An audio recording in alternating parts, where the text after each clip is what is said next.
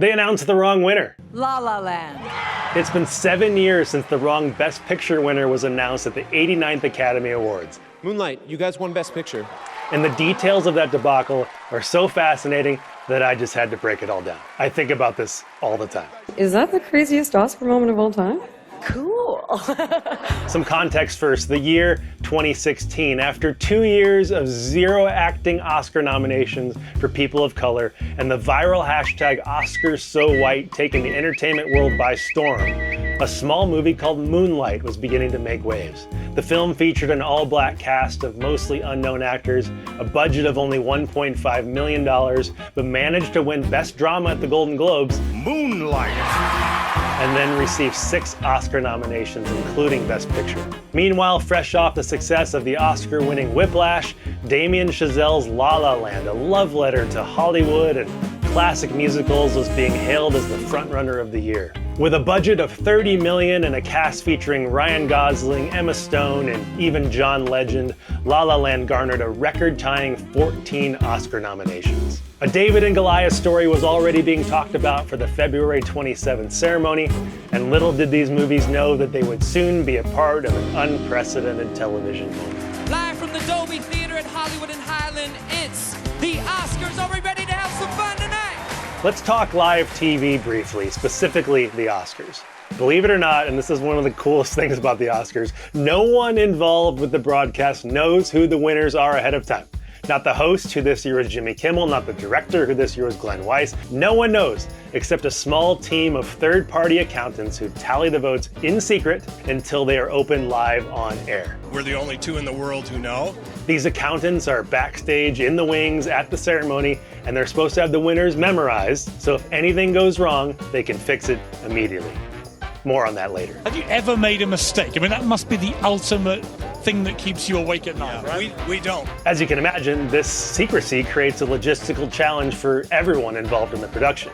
Think about how complex the on-air graphics are, how the live orchestra will play the theme song of the winner as they approach the stage, how there are 25 cameras in the room and the director needs to cut to the correct one with just a moment's notice. Please welcome Leonardo DiCaprio. Here's a great example of this complexity and the craft involved. Let's watch Emma Stone win Best Actress for La La Land, the second to last award of the night. Emma Stone, La La Land. The director has to cue the orchestra about which song to play. He cues the technical director to zoom into the correct box on the screen.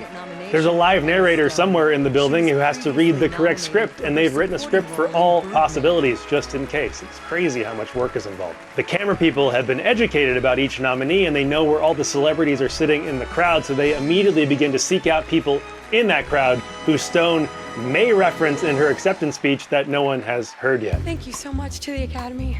Okay, here we go. She mentions fellow nominees. Boom. And my dad and my brother Spencer. Her brother. Boom. And so I want to Damien thank Chazelle. There he is. Experience, and Ryan Gosling. Ryan Gosling. Thank you for making Boom. me laugh. This split-second, seamless, and incredibly complicated production. It's fascinating. I love it. Coming up next, the Academy Award for Best Picture. All right, this brings us to the main event, the award for Best Picture of 2016. Out come Warren Beatty and Faye Dunaway celebrating 50 years of Bonnie and Clyde to present Best Picture. We should just watch this back in real time.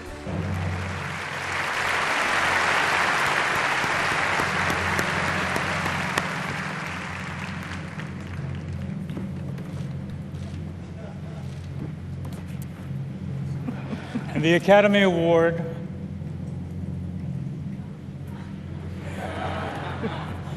for Best Picture. You're impossible. Come on. La La Land. We can get into the details of this in a moment, but think about it. The director is going by what's read on the card and nothing else. Cue the music, cue the narrator, cut to the La La Land crew in the crowd. They're rolling along like they have all night. They're almost done, the show's almost finished. And at this point, you probably know what happens. The La La Land crew comes up, they get their statues, they speak for more than 2 minutes before a stage manager rushes out on stage with the correct envelope. This is not a joke. Moonlight has won Best Picture. Moonlight is actually announced by the La La Land producer of all people, Jordan Horowitz. It's like an incredible sport. Moonlight, Best Picture. They hand off the trophies that they think are theirs to the Moonlight people. I'm going to be really proud to hand this to my friends from Moonlight. Madness ensues. But what actually happened? I opened the envelope and it said, Emma Stone, La La Land. That's why I took such a long look at Faye. I wasn't trying to be funny. Okay, he explains that, but how could the envelope have said Emma Stone, La La Land when she had just won moments before and took that card with her? I also was holding my Best Actress in a Leading Role card that entire time. So whatever story, I don't mean to start stuff, but whatever story that was, I had that card. Even she's confused and maybe starting some conspiracy theories. Thank you. Well, it all comes down to this guy. No, that's not Matt Damon's older brother. It's Brian Cullinan, one of the two PricewaterhouseCoopers accountants responsible for the integrity of the vote. You can actually see him here in the chaos at the end of the show. So it turns out, for redundancy's sake, and this makes sense, that there are 2 copies made of each envelope, and apparently there's a third somewhere in the building too. These envelopes are in briefcases, and each of the 2 accountants in attendance holds a complete set of the cards. So depending on which side of the stage the presenters come out from will determine which accountant gives out which card. It sort of makes sense. But once the category is announced, then the duplicate unused card and envelope is supposed to be put away. So Leo came from stage left, which left Cullinan with the extra Best Actress card at stage right. But instead of putting that card away for safekeeping, he was apparently tweeting backstage. And there's proof of this, there's pictures. He was even photographed holding those 2 envelopes. When it came time to hand the Best Picture card to Warren Beatty, he simply handed off the incorrect one because he was still holding the duplicate Emma Stone card. According to the book Oscar Wars by Michael Schulman, in the past, the envelopes were closed very lightly by a false wax seal. They were easy to open. These envelopes this year were sealed differently, apparently, with like some double stick tape or something. So Cullinan, throughout the night, quickly was showing each presenter a suggested way of how to slide your finger up under the seal in order to break it open cleanly and not look like a fool on TV. So he demonstrated this to Beatty and Dunaway, but he was holding the 2 cards stacked on top of each other, so maybe he saw Best Picture, but then he was doing it under Best Actress and then just handed that one off, and it was the wrong one. La La Land. So why didn't Warren Beatty just check the envelope? Well, on the Bill Simmons podcast a few days after the show, Jimmy Kimmel revealed that Beatty and Dunaway actually came to 2 separate rehearsals because they were having trouble reading the teleprompter. There's no way they could have anticipated being handed the wrong card, nor should they have been expected to proof it ahead of time. They should have checks and balances in place for this. Thank you very much.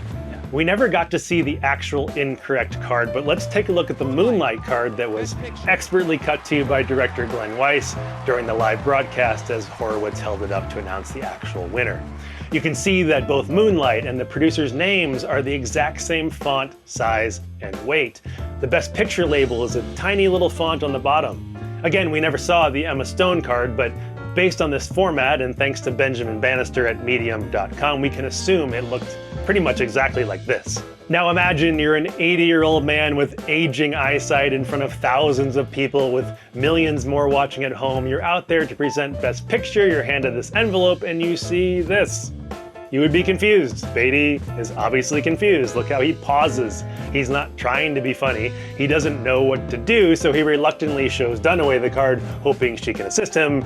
She does not, and she just blurts out the first movie title she sees. La La Land. Beatty got a lot of flack for the incident, but it was really Dunaway, and she got out of there really fast. We never saw her again, and I don't think she really talked about it much after the fact. Warren, what did you do? I want to tell you what happened. Meanwhile, Brian Cullinan and his partner should have immediately flagged down a stage manager, or heck, just run out on stage to fix the error. That's their job. They have these memorized, and again, they're the only ones. But they either weren't paying attention or they were too afraid to interject. So the fact that multiple La La Land producers gave full acceptance speeches before the correction was made is pretty unacceptable on the part of these accountants. It's safe to say they were not invited back. Personally, I blame Steve Harvey for this. It was an unfortunate event for all involved, an incredible turn of events for the Moonlight underdogs. It made great live television and was easily hailed as the craziest Oscar moment of all time until 2022. Oh, wow! But that's for another time. Will Smith just smacked the shit out of me. To give credit where it's due, a lot of this information came from the book Oscar Wars, which I mentioned earlier, also the Bill Simmons podcast with Jimmy Kimmel, and honestly, a lot of this is from my brain, as I've watched this like 50 times, and I love the Oscars. I hope you enjoyed the Academy Awards this year on March 10th. Perhaps I'll see you again soon.